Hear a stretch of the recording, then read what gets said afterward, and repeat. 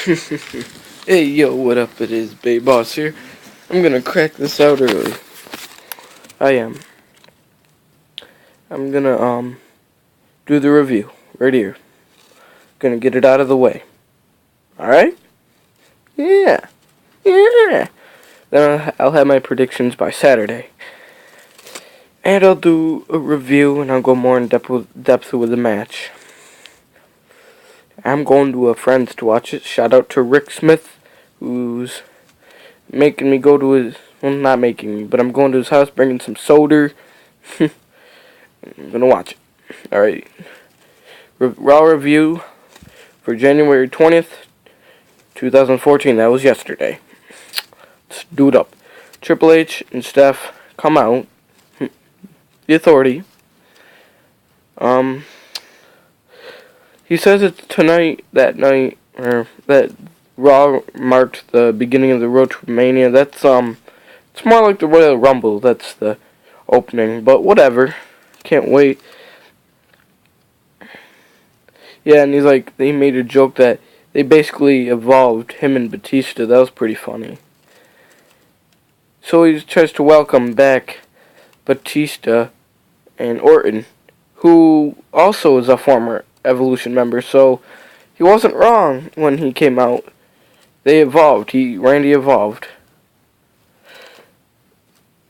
They reviewed what happened to Orton did to Cena's dad. I mean, frankly, I'd be mad too, you know? It's relative, but I'm not Cena fan. Steph bashes, Randy about everything and his character, and it's a new era and new authority, and then they speak of the ridiculous rematch that's gonna happen, and it seems like Randy is scared of Lesnar and Batista because they're both a threat to his title now. Batista and Brock Lesnar, that would be a cool rivalry for the title. That'd be awesome. But Triple H explains to Orton his actions and basically tells him to grow a pair, but he says he believes in him. So they say Randy versus Kofi number 2. We'll get to that later. Then Batista returns, yay! I mean, I'm so happy. It was funny when he kissed him, he's like, mwah. He hugs Steph and Hunter. He first shakes Triple H's hand, but then he brings it in for a hug. Tells Randy he wants that title, and I bet at some point he will get that title. I know he's gonna get it. And at this point in the show, I was hoping to see Batista again, and hint, wink, wink, nudge, nudge. That's gonna happen. You could probably guess where, but I'm just gonna continue. So, Gold Rhodes and Big E versus The Shield. It was a pretty close match. I like that match. Langston displaying his immense strength, as usually. Oh, a new weekly thing. I'm gonna put it in, like, every episode. Like DeCuz says. Let me know, y'all, how all you all, think of that. He says 90 seconds is just the right amount for waiting in a Rumble, like, between entrants. Like, 60's too short, 2 minutes is way too long, 90's just right. Back to the match. Because there was a commercial there, and that's when he put that in. Shield got back in control, and then the other team regained control for a little bit, then the Shield won, basically. Pretty awesome match. I forgot what that move was called. Someone tell me. I mean, I could find it. It's on my WWE 2K14 game, but I don't really feel like looking it up. So someone tell me.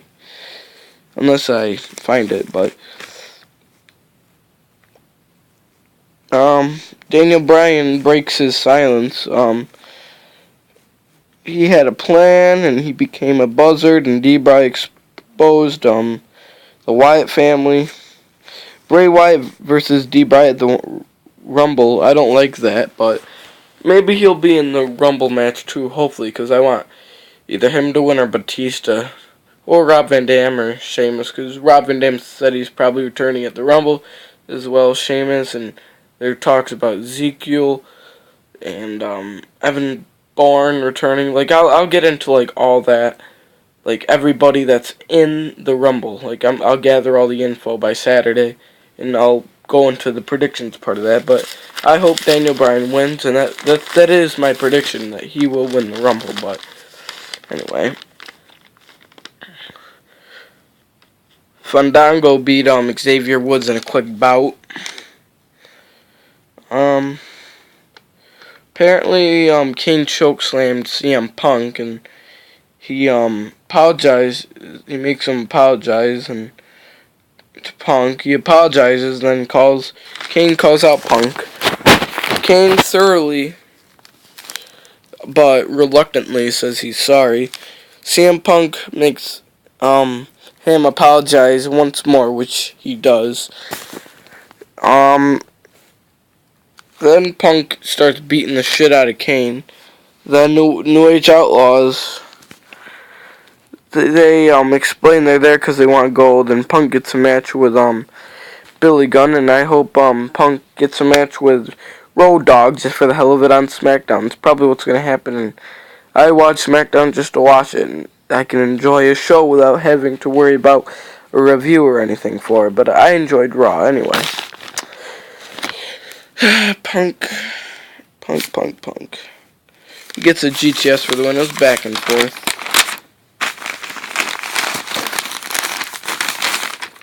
Get my notes here. Alright. Brad Maddox. What? Oh, then after the match, he was going to tell him, but Kane gives Punk word that he's going to be number one entrant. And Punk, I think maybe next year or the year after he'll win, but I don't think he'll win this year. But I think sometime he needs to win a Rumble. Just for the hell of it. Like, all the greats of today, a lot of good people have won the Rumble. For example, Randy, Cena, Batista, Brock Lesnar, Undertaker. Big names win the Rumble, so... And CM Punk, to me, is a pretty big name. So, sometime soon, he needs to win the Rumble. By soon, I mean within the next few years.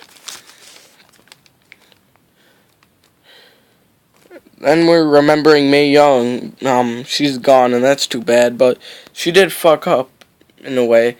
Like, when she was, giving a speech, she's like, "I'm here to celebrate my 100th birthday!" And then she was 90 years old when she died. I don't know what that's all about. Maybe she has Alzheimer's or something. She can't remember. She's senile. I don't know. Ray versus ADR. I don't like ADR. It's not that... I don't know. He's just not good. I think he needs to take some time off. And shout out to CM Pulse, someone who's way better at doing reviews than me. He's pretty well known in the YouTube world there.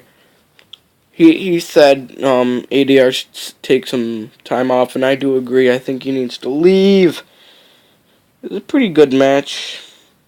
It was good, but to me, it was boring. It seemed like ADR kicked his ass for the most part. Then Ray came back and made out like he was gonna win, but he didn't, so. After ADR won Batista, he just stared at him. ADR told him to leave. He demanded him to leave. Batista gives him a spinebuster. Then Michael Cole, who usually fucks up verbally, he's like, "Batista bomb! Oh my god, did you see that Batista bomb?" He powerbombed him. He had jeans. He wouldn't want him to rip his pair of jeans. He just powerbombed, and we haven't seen a Batista bomb in like 4 years. A legit Batista bomb, not a power bomb. We've seen a power bomb. We've seen Undertaker do his last ride within the last 4 years. Wait. Yeah, sounds about right.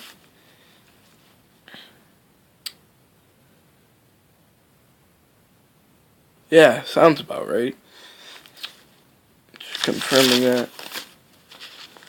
brings us to almost the end. Oh, spot on, Paul Bear impersonation for Big Show. Oh my god, that was awesome. I was laughing my ass off. Like, DeCuz wasn't really laughing that much, but I thought that was pretty funny, in my opinion. Paul and B-Les come out. I call him B-Les because, I don't know, should. Big Show, then they leave, and Big Show demands them to come out, so they does. Then, Big Show throws, Brock Lesnar out of the ring, and then after that, Brock Lesnar goes on a rampage, destroying, like, the announce table. He tries to go in with a chair. Big Show steps on it, and they're really, I'm not liking what they're doing with this. He's throwing TV monitors. He throws a tantrum, too. And I'm not liking this kind of Brock Lesnar. I like the Brock Lesnar who doesn't give a shit about anybody. Like, they're making him out to be more of a wuss than he really is. I mean, he's Brock Lesnar. I like it when he just doesn't give a shit and just attacks anybody, no matter how big or small. He just has a complete disregard for people, and that's a good kind of heel character. I like that characteristic. Seems like Randy cares about himself too much. That's why he doesn't risk himself. Brock Lesnar don't give a shit. He suplexed Big Show forever ago, and so Brock Lesnar is strong too. I mean, well, basically everybody there is, but you get the picture.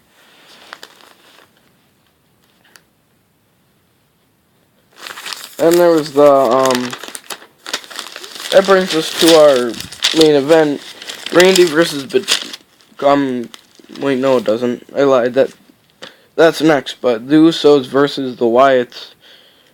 The Wyatts won, cause I'm like, I hope D-Bry interferes, and he does. He beats the shit out of Bray Wyatt.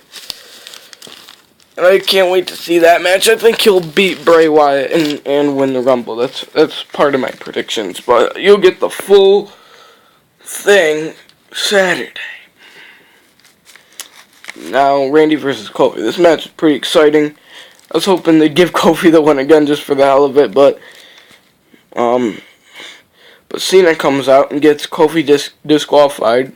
I was a little irked by that for some reason. I didn't like how the match ended, personally, because I just didn't like it. Don't know why. It just didn't sit well with me.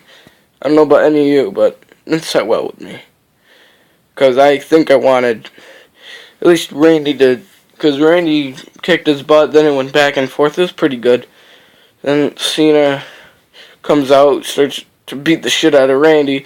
Randy tries to get away. Cena hits him some more, he gets away. Game of cat and mouse through the audience. Then Randy eventually gets away.